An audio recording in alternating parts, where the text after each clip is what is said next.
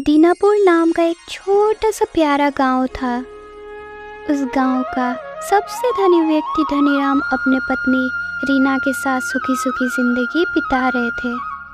सब कुछ होने के बावजूद उन लोगों का कोई संतान नहीं था। एक दिन धनीराम उसकी पत्नी को कहते हैं, ऊपर वाला का दिया हुआ सब कुछ है, धन दौलत गाड़ी बंगला, बस कमी है तो एक संतान की। हमारे जाने के बाद इस संपत्ति का मालिक कौन होगा? ए जी, आप ज़्यादा चिंता न करो, ऊपर वाले सबको देखते। आप देखना, एक दिन हमारा भी संतान होगा। हाँ, ऐसा ही हो, मैं भी तो वही चाहता हूँ। ऐसा कहकर धनीराम अपने काम पर चले जाते। एक दिन शाम को धनीराम और उसकी पत्नी टहलने के लिए बाहर निकल जाते। चलते चलते रास्ते में उन लोगों को एक बच्चा रोते हुए सुनाई देता है। ए जी, आपको कोई बच्चे की रोने की आवाज़ सुनाई दे रही है क्या? हाँ रीना, सुनाई तो दे रहा है, लेकिन कहाँ से आ रहा है आवाज़? देखिए ना, उस पेड़ के पीछे से आ रहा है शायद। धनीराम और उसकी पत्नी पेड़ के पीछे जाते हैं। वहाँ सच में एक बच्चा रोते हुए मिलता है। अरे, ये बच्चा लगता है कोई ने इधर छोड़कर गया है। हाँ जी, आप सही कह रहे हो। अब इसके साथ क्या किया जाए? ऊपर वाला की मानो तो कुछ भी हो सकता है। मुझे लगता है कोई हमारे लिए इसको इधर छोड़कर चले गए। ऐसा कहकर वो लोग उस बच्चे को अपने घर लेकर आते हैं। उस दिन से धनीराम और उसकी पत्नी उस बच्चे के साथ खुशी खुशी जिंदगी बिताने लगे। समय गुजरते गया। उसके अगले ही साल धनीराम का खुद का एक बेटा जन्म लेता है। धनीराम मानो खुशी से चमक उठा। देखा रीना, ऊपर वाले ने हमें दो दो हीरे जैसे बेटे दिए हैं। इससे खुशी का बात मेरे लिए और क्या ही हो सकता है? हाँ जी, आप सही बोल रहे हो।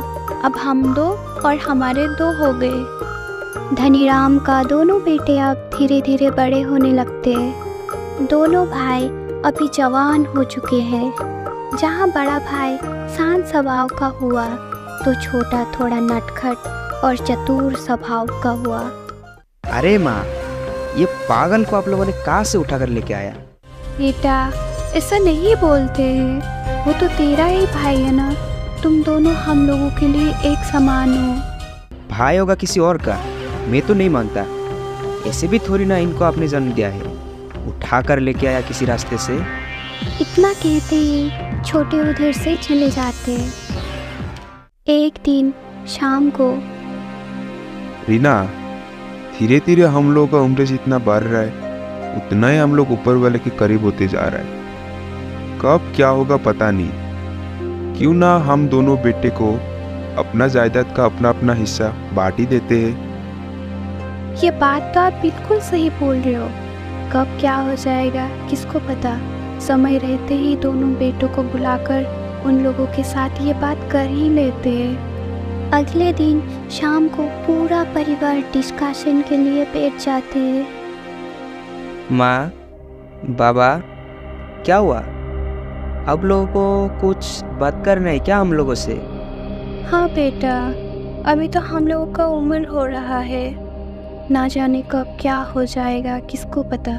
समय रहते हुए तुम दोनों को अपने हिस्से की जायदाद बांट देते हैं, ताकि तुम लोगों को बाद में जाके कोई परेशानी ना हो।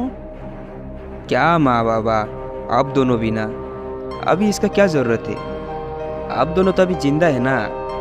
नहीं बेटा नहीं, कब क्या हो जाए किसे पता। आप लोगों को जो करना है करो, मुझे इस बारे में अभी बिल्कुल बात नहीं करना। एक दिन सुबह, ओ जी, सुनते हो क्या? हाँ, क्या हुआ? मेरी सोने की हार नहीं मिल रहा है। रखा होगा तुमने उसे कहीं पर, अच्छा से ढूंढो, मिल जाएगा। रीना उसके हार को बहुत ढूंढता है, फिर भी वो नहीं मिलता। थक हार कर अपने दोनों बेटे को वो बुलाती है। बेटा, तुम्हारे पापा ने जो उस दिन सोने का हार बना कर दिया था, उसको मैंने अलमीरा में रख दिया था। अभी मुझे वो हार मिल नहीं रहा है। क्या तुम दोनों में से किसी ने देखा है वो हार? नहीं माँ, मैं तो नहीं देखा। अब चिंता ना करो माँ, मैं उसे ढूंढने में आपको मदद करती हूँ। उसके बाद छोटे हार ढूंढने के लिए दूसरे रूम में चले जाते हैं। माँ, ओ माँ, सुनती हो? हार मिल गया, यहाँ पर आओ। फिर वो बड़े के शर्ट के पॉकेट से वो हार निकालते हैं। देखा माँ, मुझे पहले से इसके ऊपर शक था, चोर कहीं का। माँ, मैं ये हार बिल्कुल नहीं लिया। मुझे नहीं पता ये मेरे शर्ट के पॉकेट में कहाँ से आ गया। मुझे विश्वास करो माँ, मुझे विश्वास करो। विश्वास और तुझे, कौवा, जाहिल, चोर, रास्ते का भिखारी, निकल जा मेरे घर से अभी। हे ऊपर वाले, ये सब मैं क्या देख रही हूँ?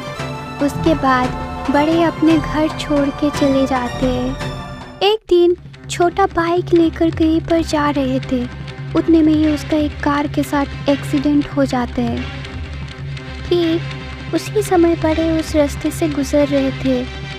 भाई को वहाँ पड़ा हुआ देखकर वो तुरंत उसे अस्पताल लेकर जाते हैं। जब छोटे को होश आता है तो वो देखता है कि बड़ा भाई उसके पास खड़ा हुआ है। इतने में उन दोनों का मम्मी पापा भी उधर पहुँच जाते हैं। बड़े भाई, मुझे माफ़ कर दो। मैं ही उस दिन जानबूझकर मम्मी का हाथ तुम्हारे पॉकेट में रख दिया था। मैं लालच के चक्कर में अंधा हो गया था, इसीलिए तुम्हें घर से निकलने के लिए मैंने वो सब किया।